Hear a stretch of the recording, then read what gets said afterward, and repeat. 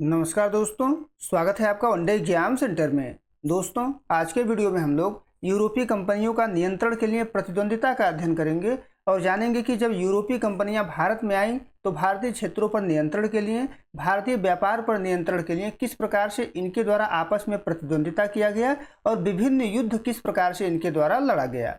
इन युद्धों में British east India company का प्रभुत्व किस प्रकार से उभर करके सामने आया, इसके बारे में भी हम लोग अध्ययन यहाँ पर करेंगे। तो चलिए बिना देर के वीडियो को शुरू करते हैं। भारत में यूरोपीय कंपनियों का आगमन केवल व्यापार तक सीमित नहीं रहा, बल्कि जल्द ही भारतीय भूभाग और व्यापारिक मार्गों पर एकाधिकार स्थापित करने की एक हिंसक जंग में बदल गया। यानी यूरोपीय कंपनियां व्यापार करने के लिए आई थीं, लेकिन ये व्यापार तक सीमित नहीं रहे, भारतीय भूभाग पर एकाधिकार करने लगे और भारत के जो व्यापारिक मार्ग पर थे इन पर भी कब्जा करना इनके द्वारा शुरू कर दिया गया। इसे इतिहास में यूरोपीय कंपनियों की व्यापारिक एवं राजनीतिक प्रतिद्वंदिता कहा जाता है। इस प्रतिद्वंदिता में सभी यूरोपीय कंपनियां नियंत्रण के लिए आपस में संघर्ष कर रही थीं। अब देख लेते हैं कि प्रतिद्वंदिता के मुख्य कारण क्या थे, क्या कारण था कि आपस में इनके द्वारा संघर्ष किया जा रहा था। पहला जो कारण है वो है सीमित बाजार और असीमित महत्वाकांक्षा। यानी बाजार जो था वो सीमित मात्रा में था, लेकिन इनकी महत्वाकांक्षा बहुत ज़्यादा थी। भारत के मसाले, सोरा, नील और सूती वस्त्रों की यूरोप में भारी मांग थी और मुनाफा कमाने के लिए हर कंपनी चाहती थी कि बाजार पर केवल उसका नियंत्रण स्थापित हो और इस चक्कर में आपस में संघर्ष उनके द्वारा किया गया। दूसरा जो कारण था वो था मुगल सत्ता का क्रमिक कमजोर होना। यानी धीरे धीरे मुगल सत्ता कमजोर हो गई और आपस में नियंत्रण करने के लिए इनके द्वारा संघर्ष शुरू हो गया। 1707 ईस्वी में औरंगजेब की मृत्यु के बाद केंद्रीय मुगल सत्ता कमजोर हो गई, प्रांतीय गवर्नर स्वतंत्र हो गए, जिससे विदेशियों को हस्तक्षेप करने का मौका मिला। तीसरा जो कारण था वो था साम्राज्यवादी सोच। शुरुआत में कंपनियां केवल व्यापार करने आई थीं, लेकिन बाद में इन्हें समझ आया कि व्यापार को सुरक्षित रखने और करों से बचने के लिए राजनीतिक सत्ता हथियाना जरूरी है और इन्हीं सभी कारणों से इनके बीच संघर्ष की शुरुआत होती है। पुर्तगाल सबसे पहले भारत में आए थे, इसी कारण से पुर्तगाल से ही सबसे पहले युद्ध जो है इन कंपनियों की शुरू होती है। तो पहला है पुर्तगाल बनाम अन्य यूरोपीय कंपनियां।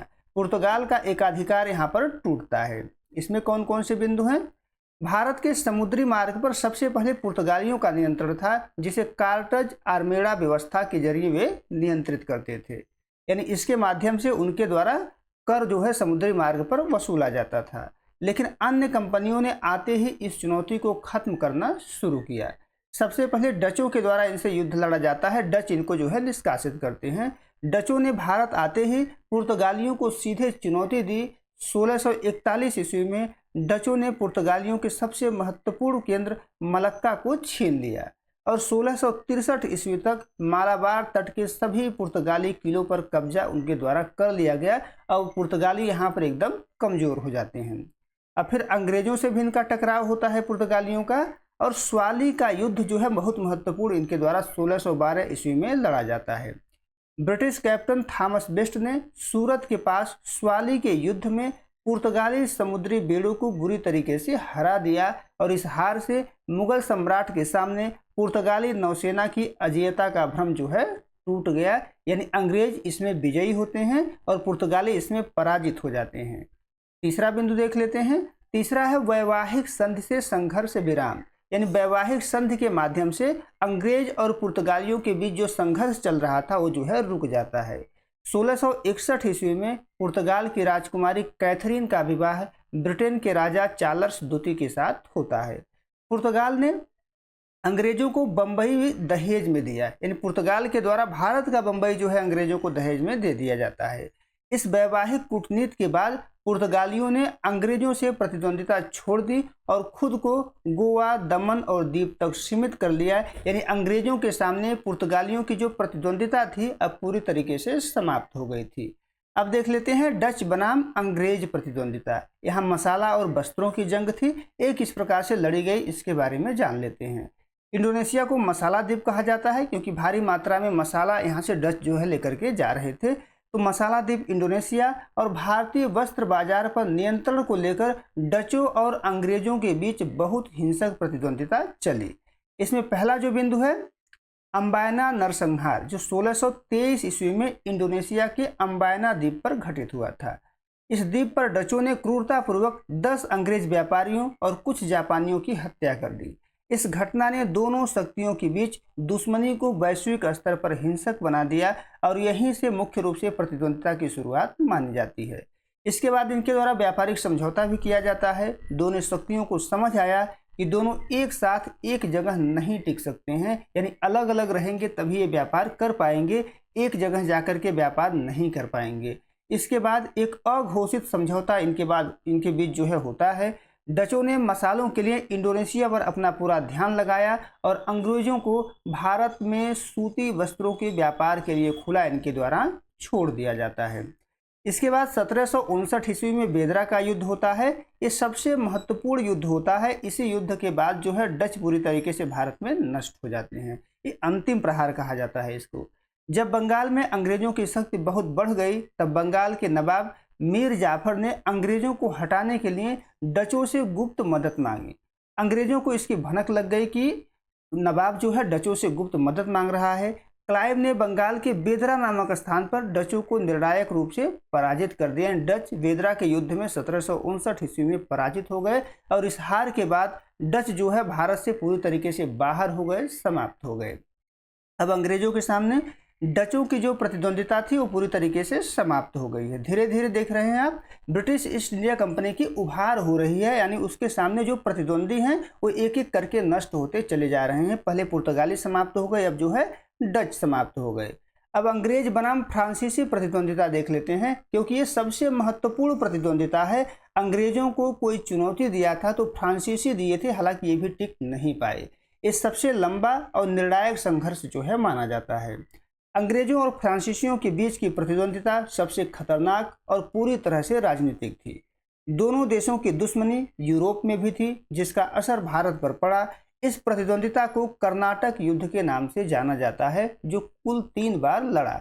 यानी जो कर्नाटक युद्ध था वो अंग्रेजों और फ्रांसीसियों के बीच लड़ा गया था। हालांकि भारतीय जो नवाब थे उनके द्वारा भी इसमें जो है किसी न किसी पक्ष का चुनाव जो है किया जाता था। ये 3 बार लड़ा था और यहीं से जो है एक तरीके से अंग्रेजों का प्रभुत्व जो है स्थापित होता है। इसमें पहला है प्रथम कर्नाटक युद्ध, जो 1746 ईस्वी से लेकर के 1748 ईस्वी तक लड़ा गया था। यह यूरोप में छिड़े ऑस्ट्रिया के उत्तराधिकार युद्ध का विस्तार माना जाता है, उसी का सीधा असर जो है माना जाता है। उस समय फ्रांसीसी गवर्नर भारत में डुप्ले था और डुप्ले ने अंग्रेजों के मद्रास पर कब्जा कर लिया। यहाँ पर एक तरीके से आप देखेंगे कि प्रथम कर्नाटक युद्ध में जो फ्रांसीसी थे उनका पलड़ा भारी था, अंग्रेजों का पलड़ा कमजोर था, क्योंकि अंग्रेजों के मद्रास पर फ्रांसीसियों ने कब्जा कर लिया। यह जो युद्ध था वो एक्स-ला शापेल की संधि से समाप्त हुआ और मद्रास अंग्रेजों को वापस मिल गया। इस युद्ध ने साबित किया कि यूरोपीय अनुशासन के सामने भारतीय राजाओं की सेना भी कमजोर थी। प्रथम कर्नाटक युद्ध हो गया। अब द्वितीय कर्नाटक युद्ध देख लेते हैं। जो द्वितीय कर्नाटक युद्ध था वो 1749 से लेकर के 1754 ईस्वी तक चलता है। यह पूरी तरीके से भारत के आंतरिक राजनीतिक विवाद का कारण था। हैदराबाद और कर्नाटक के नवाबों की गद्दी के लिए दोनों कंपनियां आमने सामने आ गईं। हैदराबाद के जो नवाब थे और कर्नाटक के जो नवाब थे, दोनों कंपनियां अपना अपना गुट बना ली थी और एक दूसरे को नवाब जो है बनाना चाह रही थी। यानी हैदराबाद किसी और को नवाब बनाना चाह रहा था, जो है मतलब जो है फ्रांस जो है किसी और को नवाब बनाना चाह रहा था, और अंग्रेजी जो कंपनी थी वो किसी और को नवाब बनाना चाह रही थी। और यही स्थिति हैदराबाद में भी था, यही स्थिति जो है कर्नाटक में भी था। डुप्ले के कूटनीति का परिचय दिया, डुप्ले के द्वारा कूटनीति का परिचय दिया जाता है, लेकिन जो अंग्रेज कमांडर रॉबर्ट क्लाइव था वो अर्काट का घेरा जो है डाल देता है 1751 ईस्वी में। यानी पहले डुप्ले का पलड़ा भारी था जब वो कूटनीति के माध्यम से कार्य कर रहा था, लेकिन जैसे ही रॉबर्ट क्लाइव आता है और 1751 ईस्वी में अर्काट का घेरा डाल देता है, यहीं पर बाजी पलट जाती है। यानी अंग्रेजों का पलड़ा यहाँ पर फिर भारी हो जाता है और यह युद्ध जो होता है वो पांडिचेरी की संधि से समाप्त हो जाता है। डुप्ले को फ्रांस वापस बुला लिया जाता है क्योंकि फ्रांस का पलड़ा यहाँ पर कमज़ोर हो जाता है, और डुप्ले को फ्रांस वापस बुलाना फ्रांसीसियों की सबसे बड़ी भूल जो है भविष्य में साबित होती है। अब तीसरा युद्ध देख लेते हैं। जो तीसरा युद्ध था कर्नाटक युद्ध, वो 1756 ईस्वी से लेकर के 1763 ईस्वी तक लड़ा गया। यह यूरोप के सप्तवर्षीय युद्ध का हिस्सा था और इसी युद्ध के दौरान 1760 ईस्वी में वांडीवास का युद्ध होता है। वांडीवास का युद्ध जो है लड़ा जाता है और यह जो युद्ध था वो ब्रिटिश जनरल आयरकूट ने फ्रांसीसी कमांडर लाली को बुरी तरीके से हरा दिया। यानी आयरकूट जो था वो ब्रिटेन की सेना का नेतृत्व कर रहा था और लाली जो था वो फ्रांसीसी सेना का नेतृत्व कर रहा था और आयरकूट ने लाली को बुरी तरीके से पराजित कर देता है और यहीं से फ्रांसीसियों का अस्तित्व जो है समाप्त हो जाता है। 1763 ईस्वी की पेरिस की संधि के तहत यह युद्ध जो है समाप्त होता है और फ्रांसीसियों की सैन्य शक्ति पूरी तरीके से यहाँ पर छीन ली जाती है। उन्हें भारत में सेना रखने, किलेबंदी करने से रोक दिया गया। वे केवल पांडिचेरी और चंद्रनगर जैसी सीमित जगहों पर केवल व्यापार करने के हकदार जो है रह गए। अब डेनिशों के बारे में जान लेते हैं, किस प्रकार से इनकी मूक विदाई हो जाती है। कोई विशेष प्रभाव जो है भारत पर ये नहीं डाल पाते हैं और अंग्रेजों के सामने भी कोई कठिनाई इनके द्वारा खड़ा नहीं किया जाता है।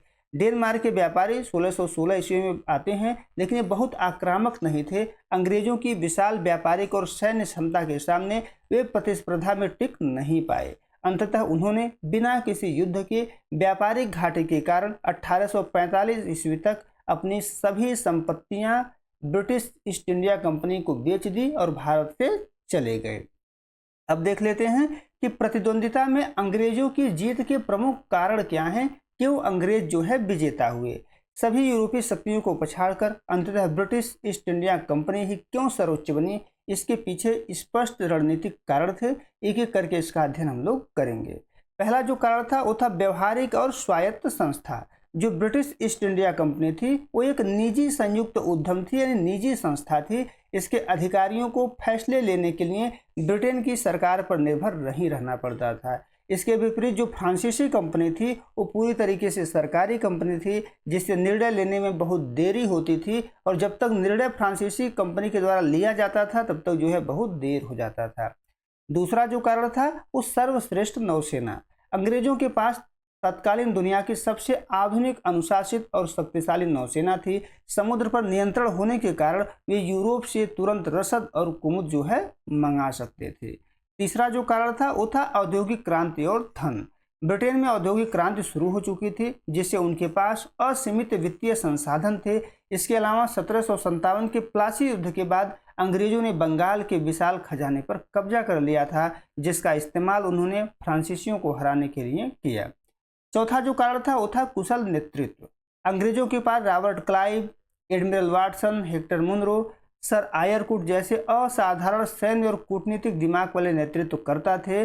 बाकी यूरोपियों के पास इस प्रकार के नेतृत्वकर्ता नहीं थे। अब निष्कर्ष देख लेते हैं। यूरोपीय कंपनियों के बीच चली इस लगभग 150 वर्षों की प्रतिद्वंदिता में मत्स्य न्याय यानी बड़ी मछली द्वारा छोटी मछली को खाना साफ दिखाई देता है। अंग्रेजों ने एक सोची समझी रणनीति के तहत पहले पुर्तगालियों को शांत किया, डचों को खदेड़ा और अंत में अपनी सबसे बड़ी चुनौती यानी फ्रांसीसियों को वांडीवास के मैदान में खत्म कर दिया। यह बहुपक्षीय यूरोपीय प्रतिद्वंदिता के समाप्त होने के बाद भारत के राजनीतिक रंगमंच पर अंग्रेजों के सामने कोई विदेशी प्रतिद्वंदी शेष नहीं बचा, जिससे उनके लिए पूरे भारत को गुलाम बनाने का रास्ता जो है साफ हो गया। उम्मीद है आपको ये समझ में आया होगा कि जब यूरोपीय कंपनियां भारत में आ गईं तो भारतीय क्षेत्रों पर कब्जा करने के लिए, भारत के व्यापार पर कब्जा करने के लिए किस प्रकार से उनके द्वारा आपस में प्रतिद्वंदिता किया गया और किस प्रकार से अंग्रेज जो है विजेता बन करके उभरते हैं। अगर वीडियो अच्छी लगी तो हमारे चैनल को सब्सक्राइब कर लीजिए, वीडियो को लाइक और शेयर कर दीजिए। बहुत बहुत धन्यवाद।